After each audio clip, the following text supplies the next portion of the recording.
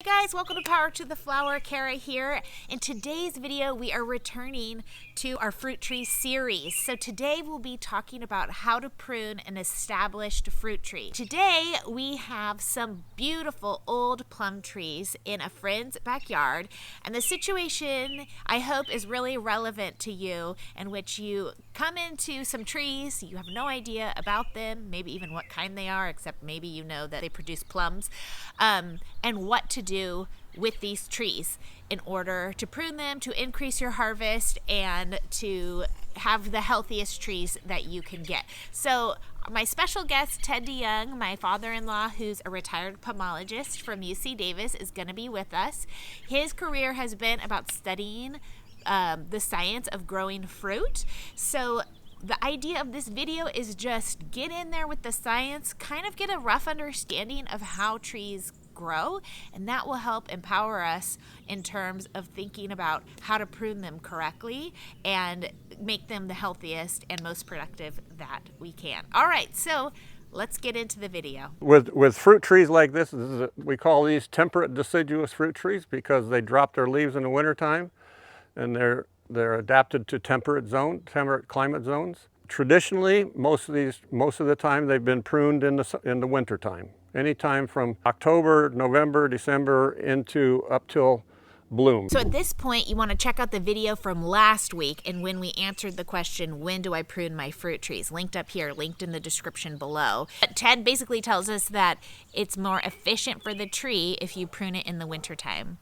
but you can really prune it any time of the year and it'll be okay. It's probably not going to hurt the tree at all to prune. You can prune even in the middle of the summer. I wouldn't recommend if it's over 100 degrees Fahrenheit, because then you can scorch some things, but generally it's not going to hurt tremendously.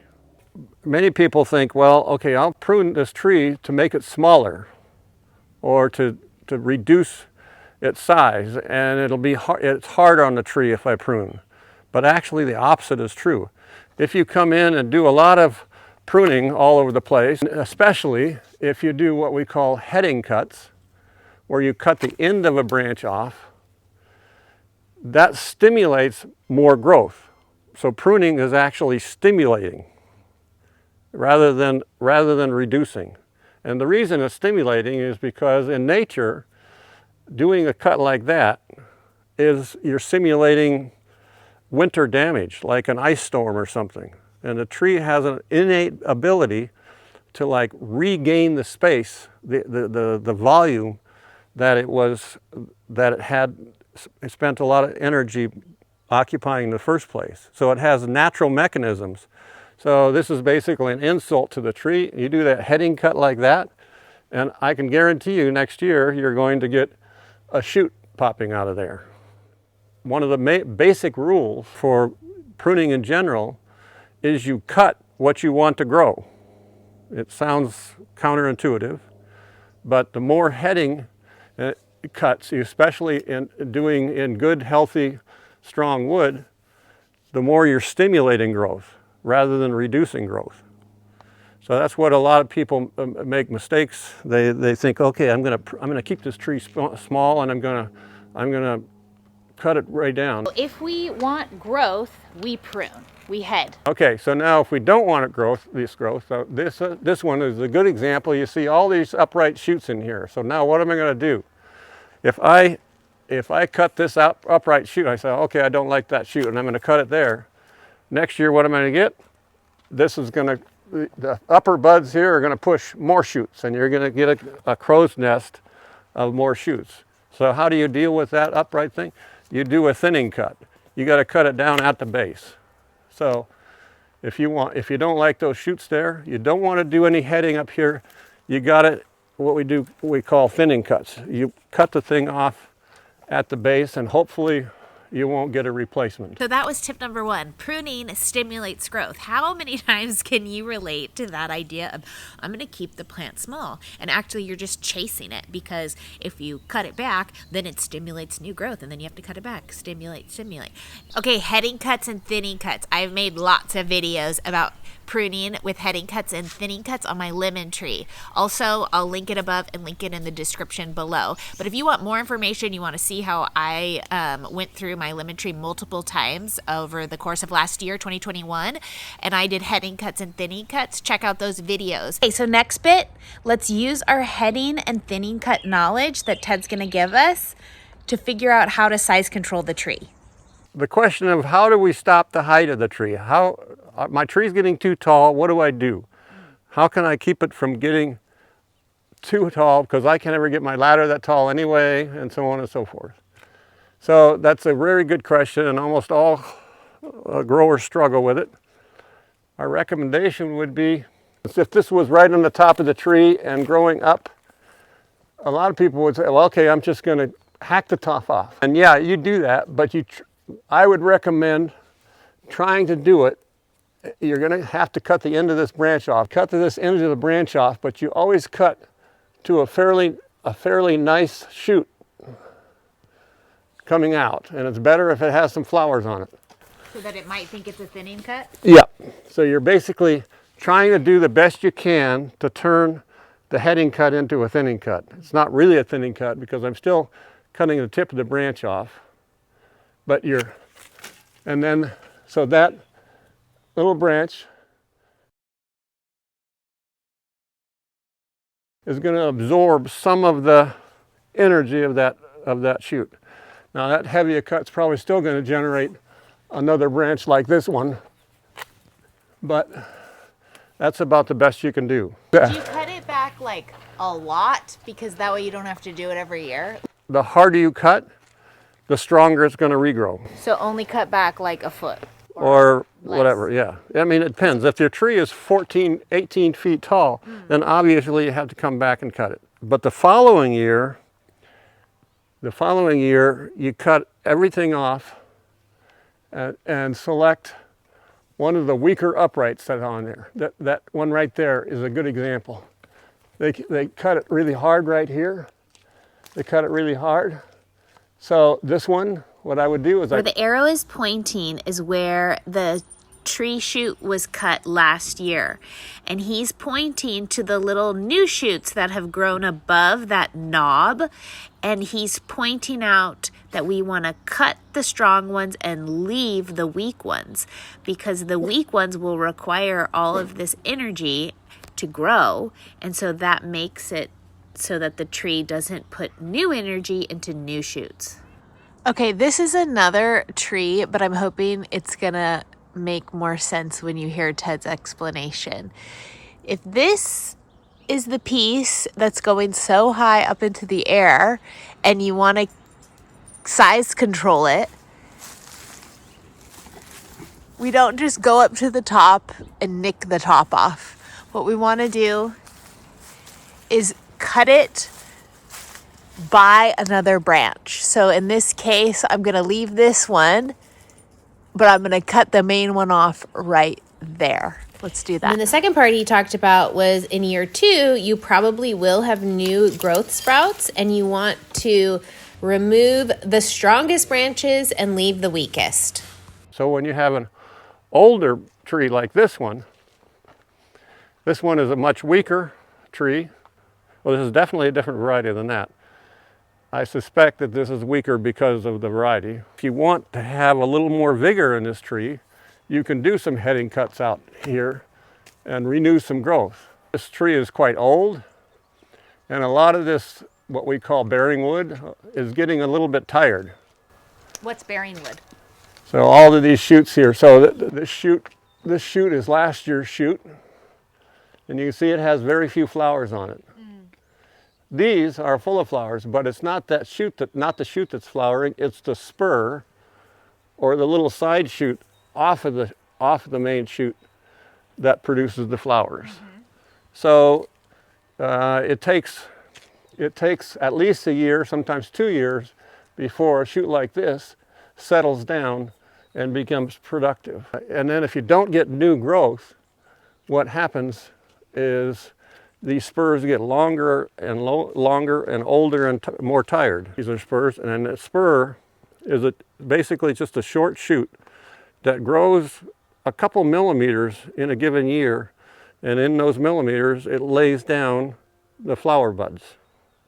So these spurs can last anywhere from 2 to 10 years, depending if they're in the sunlight. If they're in a deep shade, the spurs are going to be dying out. So that was super helpful for me, because now I understand that an old tree needs to be pruned in order to keep up its vigor, to keep up the life, to keep up the production of the fruit. So that was my top tip that I took away from this. On old trees, you need to deal with the structure a bit too, because you have this branch here growing through the middle. It's got nothing down low, it only has stuff up high. I would tend to cut that out. And I would tend to cut that out. And the reason for that is, if you have that out, then you have an open center. And so as the sun moves across the sky, you're gonna have more sunlight on all the stuff down low in the tree. And that'll bring your production down a bit, down in the tree. If you allow the center to get really crowded like it is here, and it doesn't look, I mean, it doesn't look now crowded now because there's no leaves on the tree, but in the summertime, that's pretty crowded. And so opening that up will have a tendency to keep the spurs down here alive longer, because the sunlight will get down here longer. Yeah. And like this here, we call these water sprouts. For sure, those going up, straight up through the tree, you want to get that out, because all it's doing is creating shade inside your tree. They're of no value unless you have a big dead side of the tree like this one here.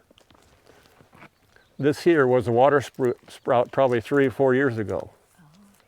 And it after a few years, it set fruit and it leaned over. So you can make new branches out of those, but many times they just grow through, and when they do, they're going to be full of leaves and they're going to shade what you have already. So you want to, when you have older trees like this, and this one is really messed up here,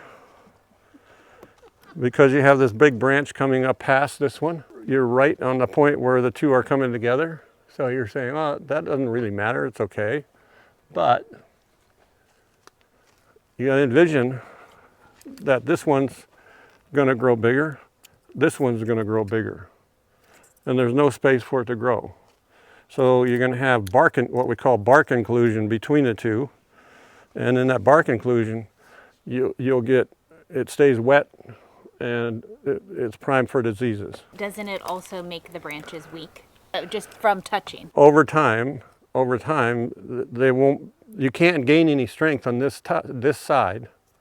The strength will not grow symmetrically, and so yeah, they get weaker. So what about, I want to take this whole branch out? I'd take the whole thing out. I would take it out now, but then before you do these other cuts that I was talking about, you want to then look at what you got left, because I recommend you take this one out and that one out and so on. However, if you take this whole thing out, You might want to wait. you're going to take that out, you're doing a lot of opening up.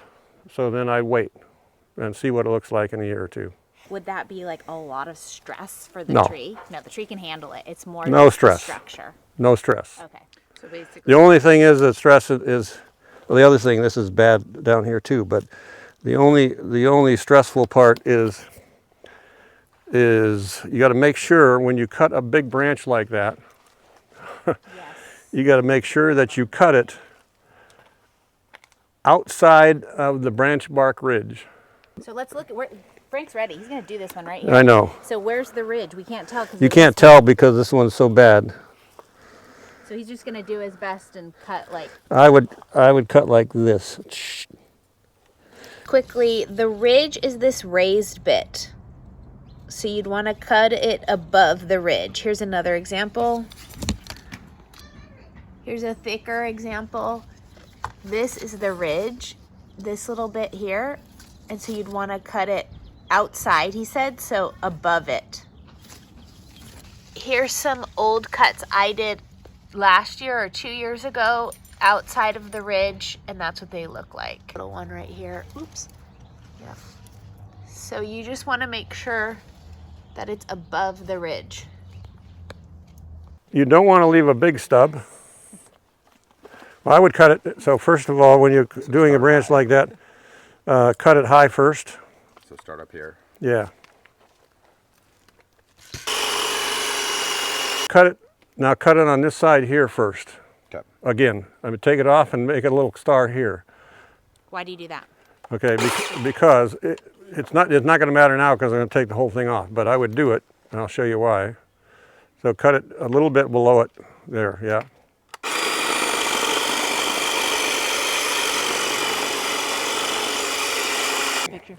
The reason is because this is going to come out and crash out, and if you have it, it's not going to crash out so much because it's so tight up there, but it could, if it comes out, flops out, it will tear the bark all the way down to here. You cut off the bark on that side so it prevents that thing. Good job.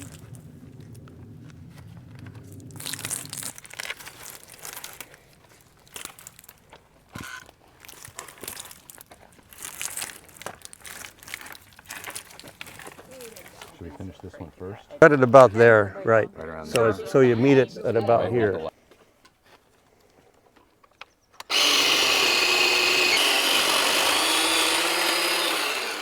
Sorry, in this case you didn't do the V because there was no space to do it. You didn't do the two sides. Well, no, there's not need, I knew I could hold this without it falling down. Got it. So, how do we feel about what's left? And so the short answer is it's not that great. That big bulbous piece is not that great. As well, we have a small branch that Ted's pointing to right there that has grown into the main trunk, and that's not ideal. These would have been things that would have been taken care of as the tree was growing from young, but hey, they weren't, and there's not much we can do about it now, so we just move on. So you really open that up. So I feel excited about this tree for you. you see this one here? Oh, yeah, look. Way too close. This one's down here is doing nothing for you already. I'd cut this off, I'd cut this off. Well, this one's dead. This is all just remedial. That shouldn't have happened in the first place. You guys haven't been here all this time, right? No, we've been here 4 years. Don't worry, no, you're not insulting them. Is that deep enough? Is that good enough? No, you got to get it all the way off. So that's the other thing. You don't want to have, as much as possible, you don't want to have stubs on there because the stub will get infected and go back into the tree. That's good enough. This is where maybe a saw might be helpful. Yeah, I saw.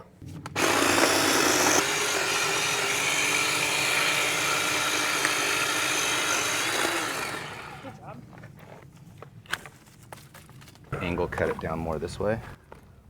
Yeah, it probably wouldn't hurt.